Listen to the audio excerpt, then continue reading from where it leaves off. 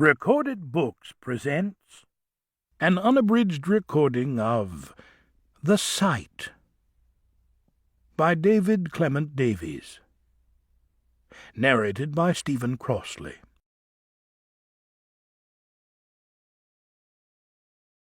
Part 1. The Cave. Chapter 1. The Stone Den. I cannot tell my story without going a long way back. Hermann Hesse, the prologue to Demian. In the beginning was a castle high on a craggy precipice. The air around it was so cold that it seemed the sky itself would crack like ice. Night was starting to fall around its walls and the great stone stairway which rose up and up toward the castle through the vaulting pines. The huge weathered steps disappeared into darkness, and the shadows reaching out from the forest far below clawed their way toward a little village nestling just beneath the cliffs. All around the sky was draining of colour, the air growing pale and bloodless as the dying circle of the sun finally disappeared behind the crags.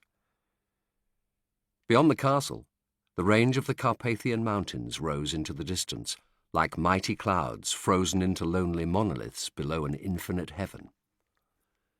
The conifers climbing the valley slopes were laden with snow, and their tops smoked eerily in the coming darkness. Now and then a mound of snow would topple to the forest floor with a muffled thud that quivered through the air like the boom of distant thunder. It was the only sound in the wood. The stillness that settled now across the country was as deep as the blackness beginning to swallow up Transylvania, the land beyond the forest. But there was life in the wood, a single pair of hungry, searching eyes. They were moving rapidly through the twilight, glittering furiously in the shadows as they came. Their intelligence, the ancient cunning of the predator, and their febrile, nervous brilliance made them seem thoroughly human. But they were far from human, for they belonged to a lyra, a wild animal. There was a longing and profound curiosity in those strange semi-transparent orbs, and as night swelled they became even more aware of the shadow world around them. As the darkness thickened, the wolf's pace through the trees grew even faster, and its pupils opened wider, seeming to draw in the last rays of light. Then, as it came to a sudden stop at the edge of the wood and peered out toward the glow of fires from the village at the edge of the valley, those eyes changed colour. For wolves have a power that man himself has always longed for, the power to see in the dark. Gold suddenly turned to a brilliant greenish yellow. It was a grey wolf, common to Transylvania, but its strength and size was unusual. It was clearly a dragger, an alpha male, dominant in its pack, but it was bigger than most. Its fur was a beautiful glittering silver grey, and its tail was tinged with red. It had a strong, handsome face with brilliant white fangs and gums as pink and healthy as the flesh of a new plum.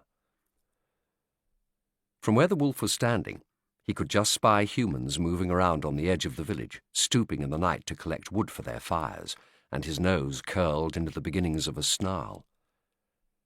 But suddenly a wind raked the forest, and in the surrounding air giant flakes began to flurry from the heavens. The wolf swung up his head, and there was fear in his eyes. "It's starting again," he growled bitterly. "The cave. I must find the cave." The wolf started to run once more. To ordinary eyes, he was almost invisible against the snow line, and he seemed to float as he came. His ears were up, and his senses so alert that his muscles quivered as he ran. But he had hardly gone any way at all when he heard the snap of a twig in the wood. He swung around instantly, and the snarl that came from his jaws had a killing threat in it. But as another muzzle appeared through the trees, the wolf relaxed a little, although his eyes were still blazing. "Palla!" he cried angrily. "Don't ever sneak up on me like that.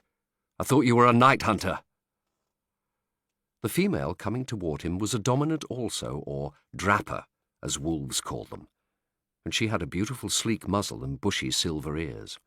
She was as lean and graceful as a mountain leopard. Only her swollen stomach and the exhaustion in her tread spoke of the cubs that now lived. To keep listening to this audiobook, I've left you a link in the description so you can do it, at no cost thanks to Audible's 30-day free trial.